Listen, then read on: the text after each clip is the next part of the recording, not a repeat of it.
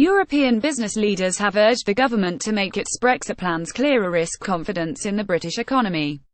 Several representatives of corporate lobby groups spoke out after a meeting with Theresa May in Downing Street yesterday.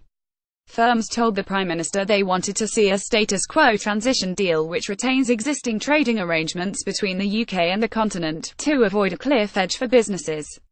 And they warned that without progress soon companies would have to begin making contingency plans in case tariffs were imposed on goods. Mrs May was also presented with a survey from the Confederation of British Industry (CBI) showing that 60% of its members may have to start making plans as early as March. Business is extremely concerned with the slow pace of negotiations and the lack of progress only 1 month before the decisive December European Council, said Emma Marsiglia, the president of umbrella group Business Europe, which organised the meeting.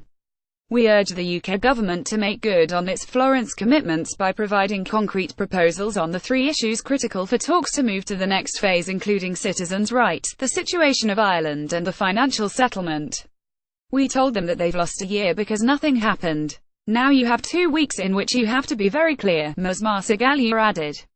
She said it was very, very bad that firms were having to make special arrangements in case of a no-deal Brexit.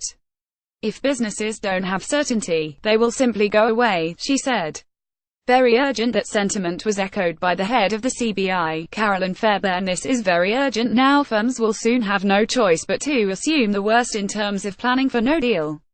A transition period reflecting the current arrangements remains the priority on both sides of the Channel.